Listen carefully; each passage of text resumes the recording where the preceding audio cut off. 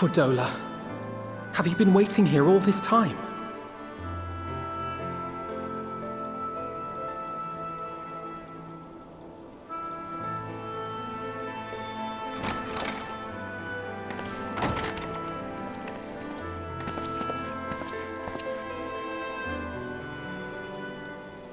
We have done what we can.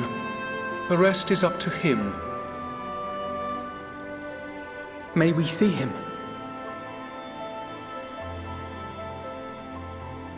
I do not think that wise. You must let him sleep.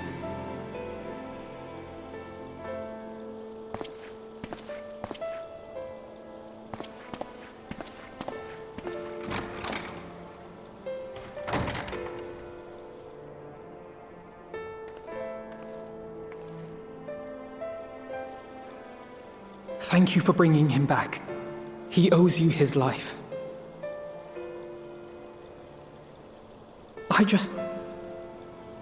I just wish I had been there.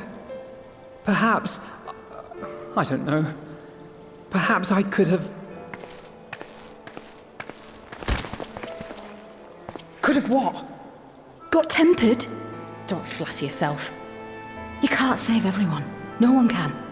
Not even the warrior of bloody light. People die all the time, for no good reason. And those who take up the sword die quicker than most.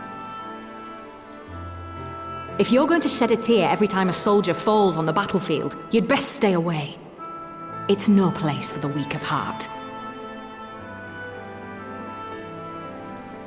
It may be that victory cannot be won without cost. But all life is precious, and I refuse to shrug at its loss.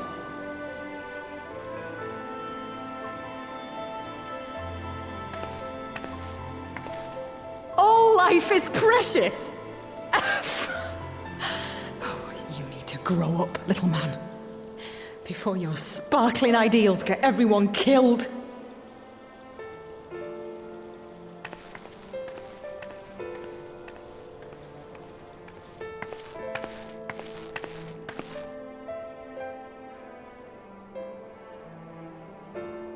You're right. He is idealistic. But the world has more than its fair share of realists, like you and me. It's people like him who dare to dream that things could be better and make it happen against all the odds. They are the ones whose names live on forever. The heroes. The battlefield's littered with would-be heroes. At this rate, you lot'll be next. And what'll become of your precious dreams then? They'll be gone. Like dust on the wind.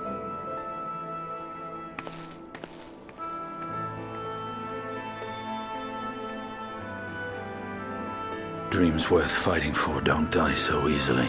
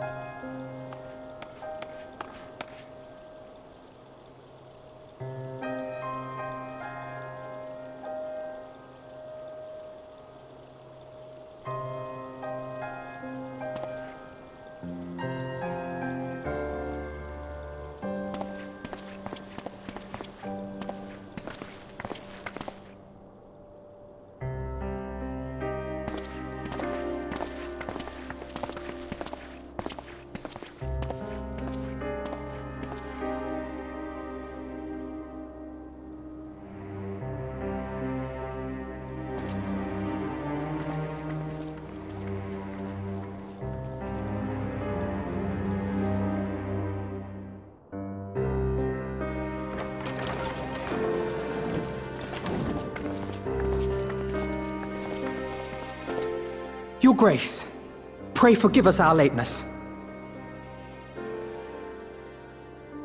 Think not of that. I understand a close comrade of yours was wounded in the line of duty. Arenvold. It was at the Alliance's behest that he risked all, and we are grieved to hear of his condition. Rest assured, he will receive the finest care our chirurgeons can provide. On that you have my word. Now, we would share with you the findings of the mission. Pippin, pray relate to our guests the details of Fordola's account.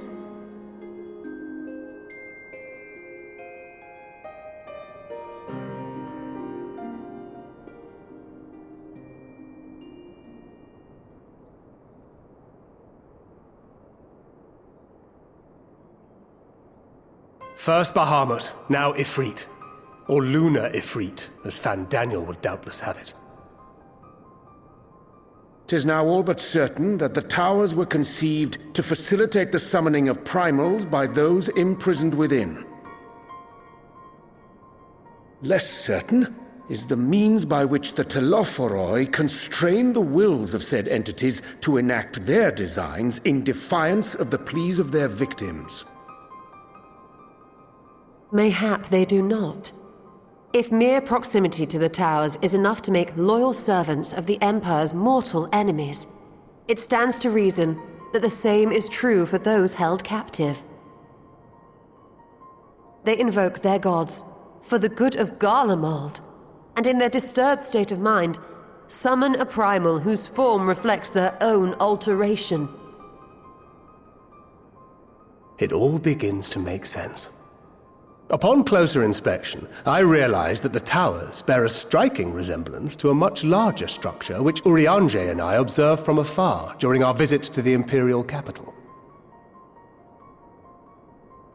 Assuming it too is capable of tempering those in its immediate vicinity, it would go some way to explain the swiftness with which the Telophoroi managed to rally so many Imperials to their cause.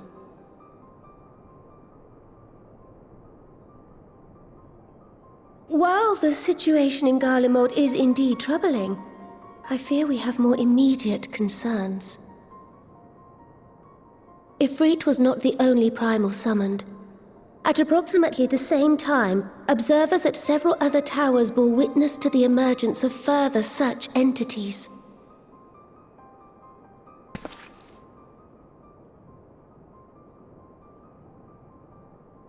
For a blessing, none appear to wield aught approaching the destructive power of Bahamut, and the Grand Companies are moving to deal with the threat even as we speak.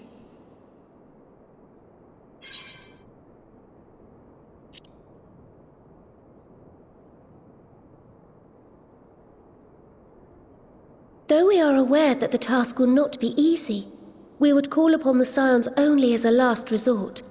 Pray, conserve your strength for now. After all, it was not so very long ago that you rid us of Bahamut. On which note, I am pleased to report that our talks with the Amalja have reached an agreeable conclusion.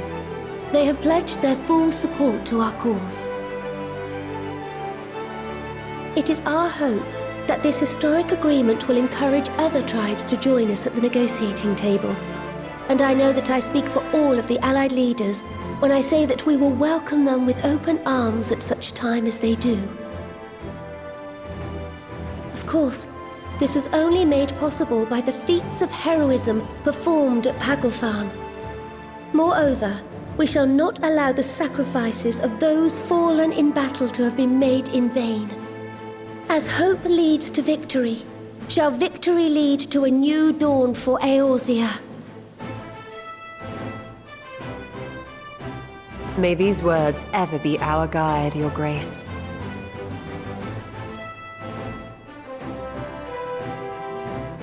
Now, if you will forgive me, I must consult with the Syndicate on the matter of our new allies' integration. Till next we meet, my friends, I bid you safe travels and blessed respite.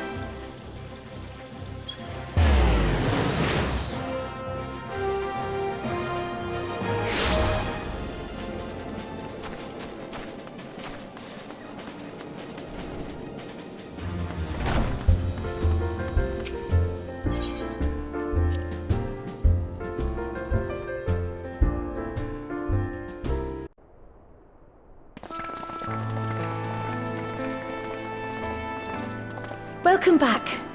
I expect you must all be exhausted. Ere you take your rest, however, I would beg a moment of your time. Thanks to Arenvold's selfless efforts, we may now be confident that we understand the function of the towers. But many questions remain regarding the reason for the summonings and what lurks behind the looming edifice in Garlemald. Until such questions are answered, we will struggle to devise an effective strategy for thwarting the Telophoroi's stated aim.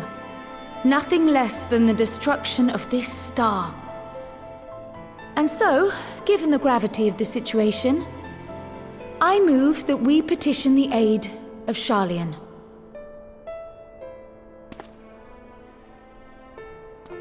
'Tis possible the ancient knowledge preserved within our archives may hide a clue to our enemy's methods.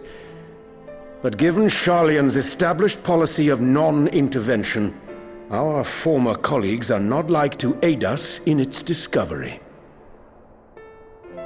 Oh, I well remember what they're like.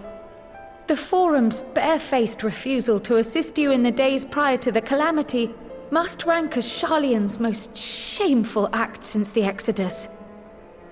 But were the final days to be reenacted, it would spell doom for us all. Surely even they cannot turn a blind eye to that. I trust we are all of the same mind on this matter. Urgent as it seemed, I took the liberty of petitioning the Alliance for leave to act as Eorzea's emissary, and have since received their blessing. I presume your role as a student of Baldessian will carry some weight with the Forum? One can but hope. If truth be told, our organization has been a shadow of its former self ever since the disappearance of the Isle of Val. But the name does still retain some degree of prestige. I only pray it will be enough. If there are no objections, I shall depart for Sharlayan at once. But before I do, I should also mention the other matter to which I would devote some time during my stay. After hearing what transpired in the first, I began to question the true nature of Hydaelyn's blessing. A topic I have discussed at some length with Y'shtola. We were wondering, when was the last time Hydaelyn spoke to you directly?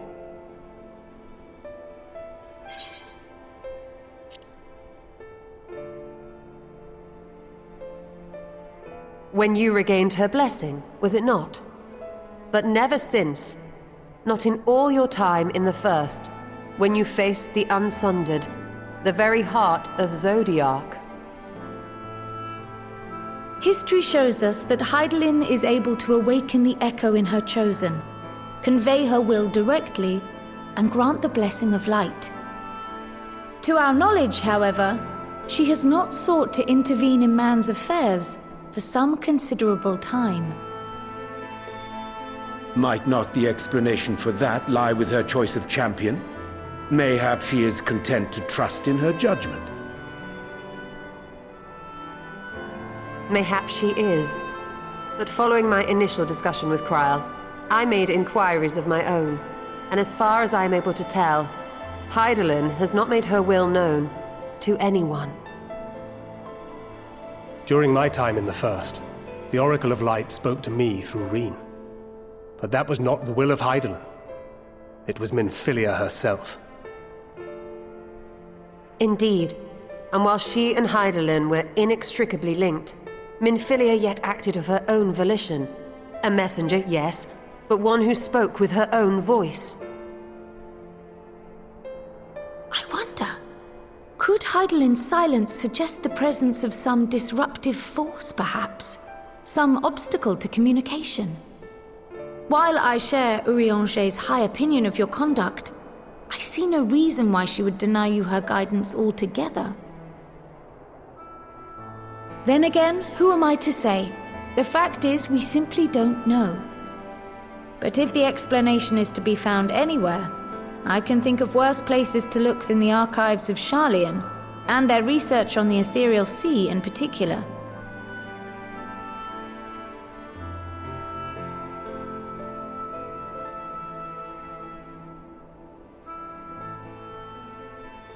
Resolved though I am to go, believe me when I say that I take no pleasure in the thought of leaving you a member short. Now, of all times. Estinian, we stand on the eve of a struggle that will decide the fate of this star. One in which we Scions may play a telling part, yet we are but few in number. And so I must ask you again, will you join us?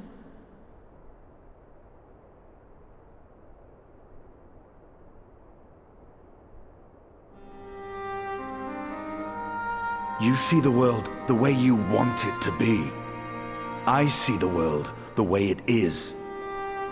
You are idealistic to a fault.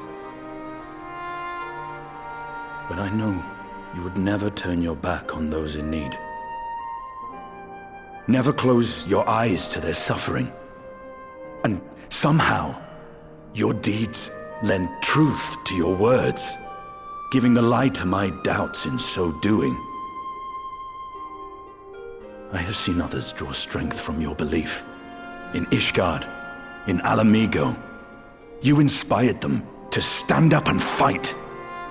To win, no less. And even when you lost those you held dear, you carried their spirit with you and made their memory your guiding light. The burden of so many hopes and dreams would be too heavy for most to bear.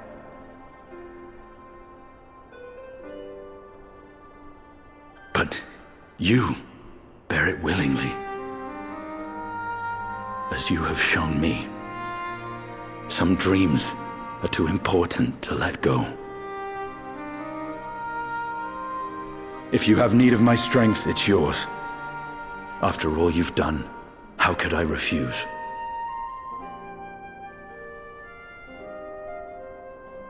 Thank you, Estinian.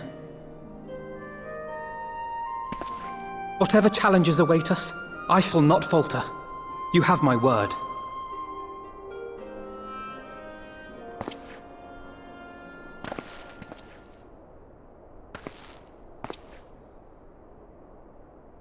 And now, I may bid you farewell. Safe in the knowledge that all is as it should be. In this little corner of the world, at least.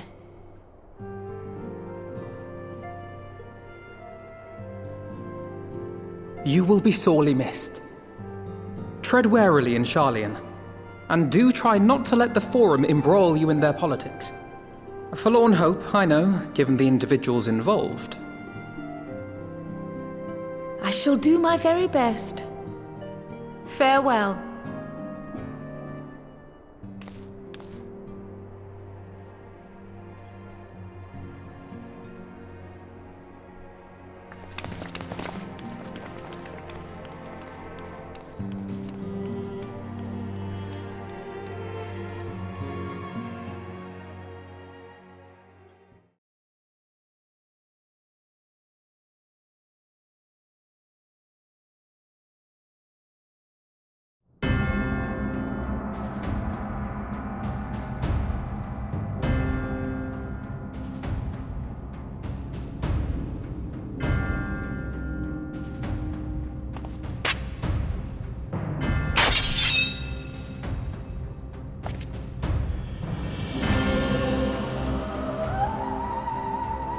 Well, does this one meet with your approval?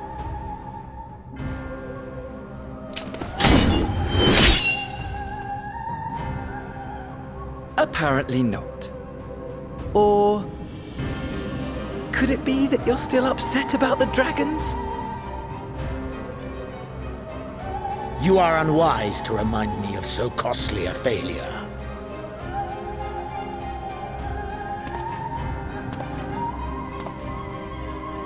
It will not affect our plans, I trust. Oh, hardly at all. Though, admittedly, the chances of us being able to procure any more Mericidian dragons are rather slimmer following Tiamat's reappearance.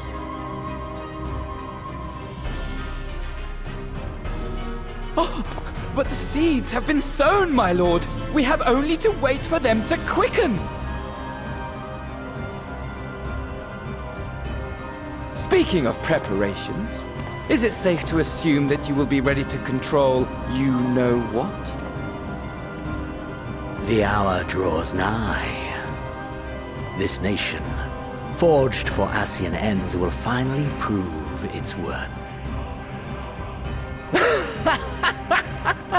A mighty empire, now no more than an instrument of this star's destruction. What a pleasure it will be to put it to use. Which brings me back to our earlier topic. My lord, while I appreciate that it is not an easy decision, it really is past time you chose your weapon. There is one that I have been meaning to test.